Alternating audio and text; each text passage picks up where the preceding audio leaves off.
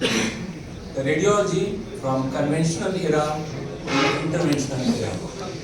Earlier it was just radiologists who used to give reports, but they now they are participating and treating the patients also. Radiology, discovery of X-ray in 1895 to the use of digital imaging, interventions and artificial AI today.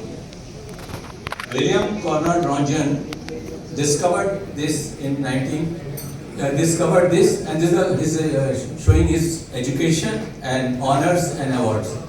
He got the Nobel Prize. The timeline of advance in the radiology, accidental detection of X-ray by William Röntgen in 1895 while experimenting with the cathode rays. First image captured was of his wife. He named his discovery X-rays because X stands for unknown. This is how this radiology roadmap is.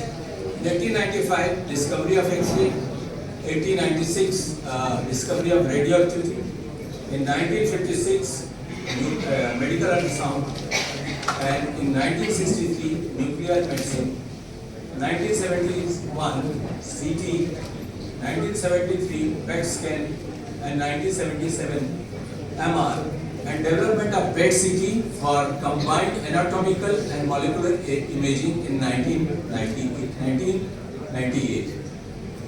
This you can see few pictures.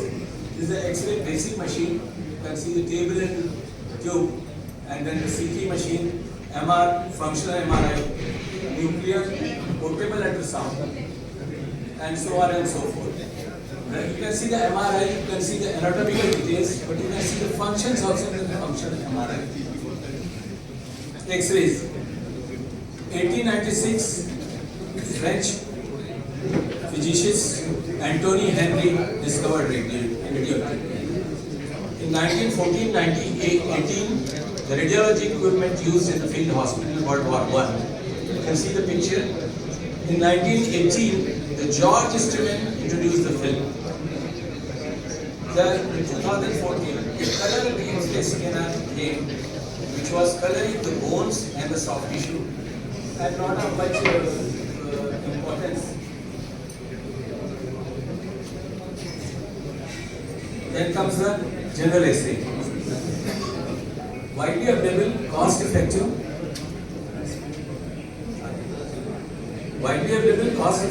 and excellent for imaging bones, detecting fractures and lung condition.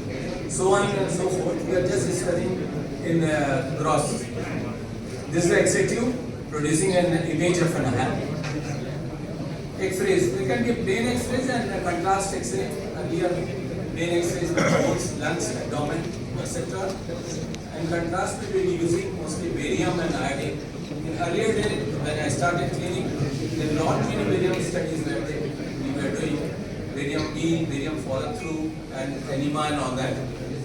But these days it's been taken up by endoscope and colonoscope.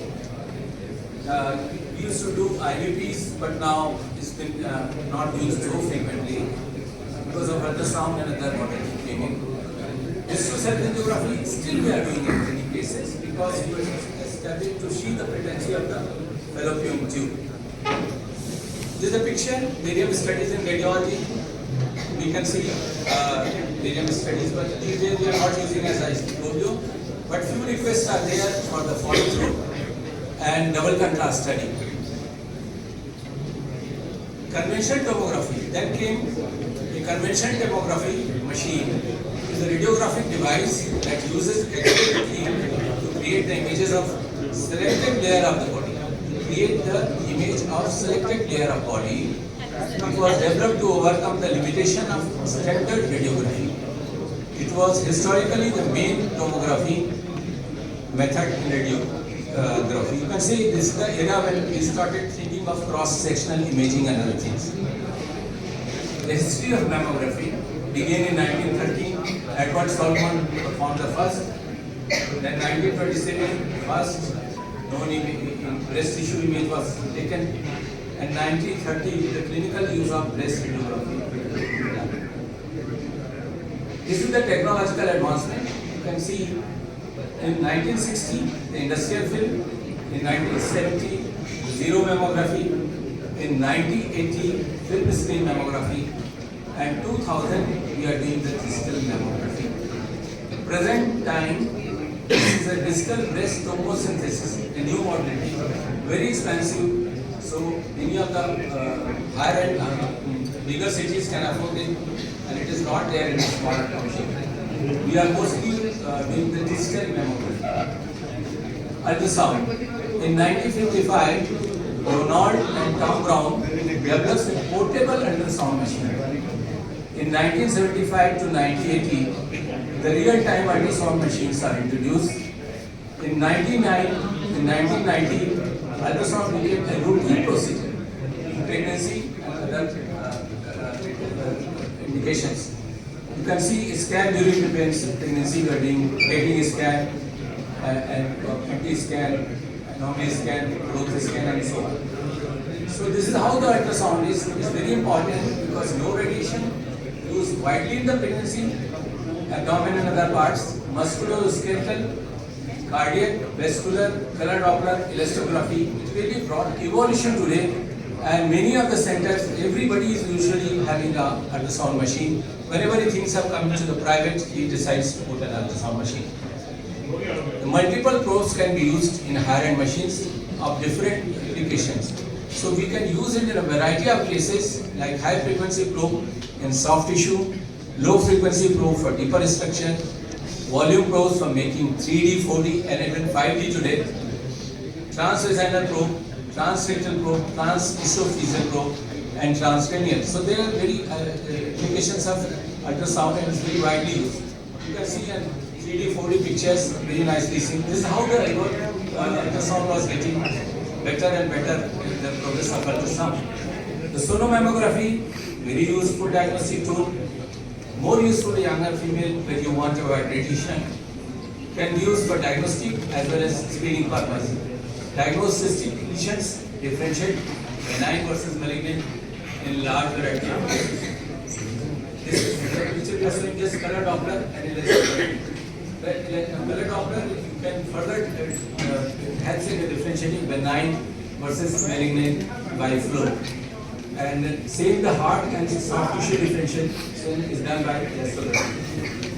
This just I am not showing this books, but I am just trying to say this is how widely it was used for musculoskeletal, diagnostic, vascular ultrasound, anomalies, diagnostic ultrasound, painful conditions, infertility, gynecology, clinical doctor, delivery elastography. Nuclear medicine. CT ultrasound and MR provides the anatomical details, whereas the primary purpose of nuclear medicine is to provide the functional details. Thyroid scan, brain scan, DTPC, PET scan. In 1961, the first single brain PET is built by American James Robertson. In 2000, PET scan became the medical invention of the year, which is by Time magazine. NMR 1946 is discovered by American physicists. In 1973, the first NMR image is published. CT scan 1972, English electrical engineer Godfrey Hounsfield developed the first clinical prototype of CT scanner. The cross-sectional imaging for clue, 3D reconstruction, very good in abdominal, chest, venous, head and neck. And very, very important is emergency neural radiology when you have less time and want to do the scan very faster. And where you cannot do MRI also, if indication is there, you can do CT. CT becomes very popular in COVID-19.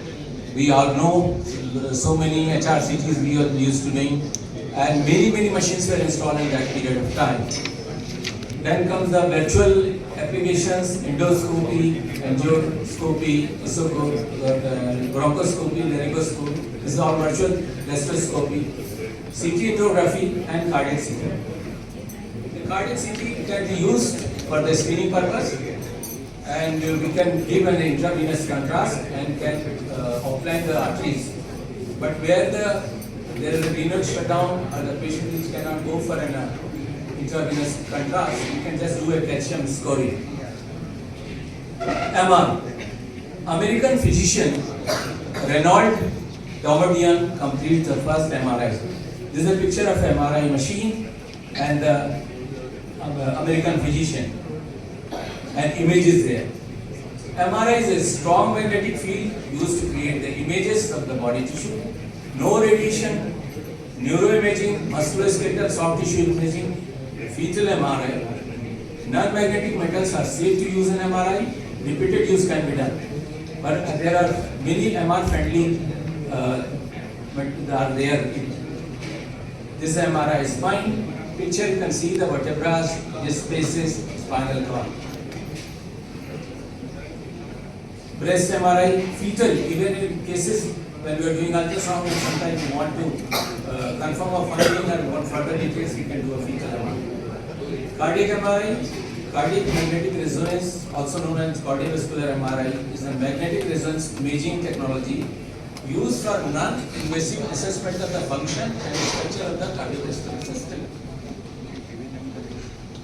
The first functional MRI of the brain is conducted by, it's a very difficult name to pronounce it, but Belleville et al. Functional magnetic resonance imaging. You can see the image. You can see the structural MRI giving anatomical detail. You see the functional MRI is giving the brain activity. The signals are there which we can assess this. This is an interesting picture just to make the things lighter. There is one banana seen in X-ray like this. In MR you can see the superficial tissue, fibers and all that. छिलका भी देख सकते हैं MRI में, मतलब superficial structure, and CT you can see no soft tissue seen in details. Then comes the era of intervention.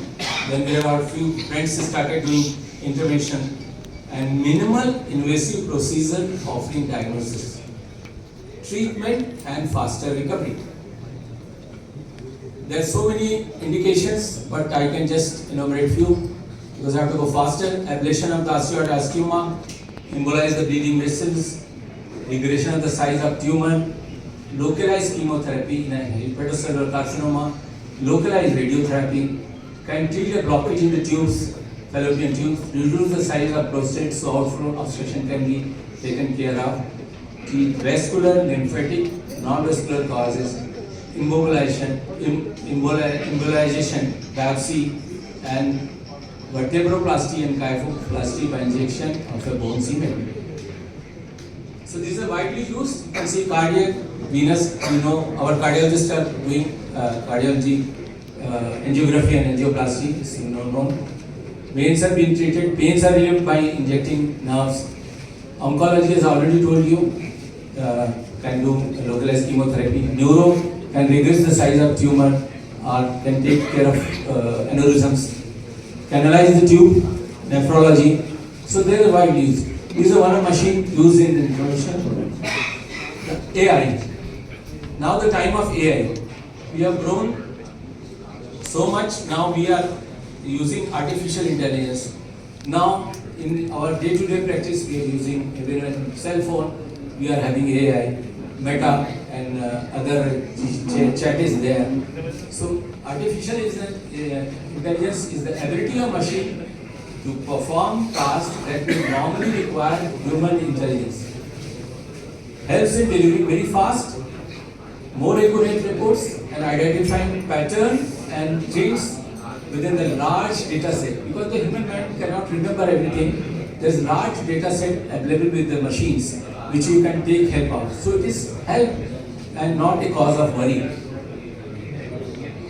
There are many benefits of AI in healthcare system, like enhanced diagnosis, remote patient monitoring, personalized treatment plans, predictive analysis in disease outbreaks, drug discovery, developments, reduce healthcare costs, enhance data security, research advancement, language translation, and automated administrative tasks. So this is the machine we are storing images and all data which we can all take care of the time we can, when the reporting is done, you can take help. The conclusion is that each modality complements the others providing a comprehensive toolkit for diagnosis and treatment. So they are not replacing any modality, they are just helping each other. When you want some difficulty, you can go for another machine, and that helps in the diagnosis and treatment. So how has radiology changed over time? Thanks to these technological advances, radiology tailored software solutions like PACS, so many other solutions are there. Teleradiology, imaging, MRS are the gold standard of 21st century. Medical imaging has transformed medicine and patient care.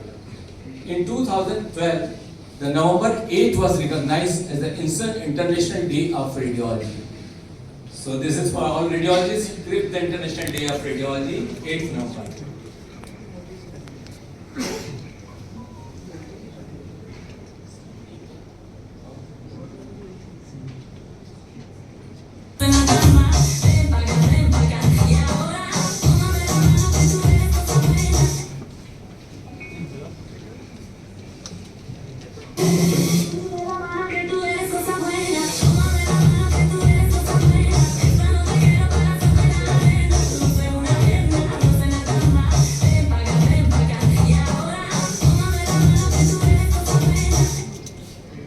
Thank you very much for patience listening.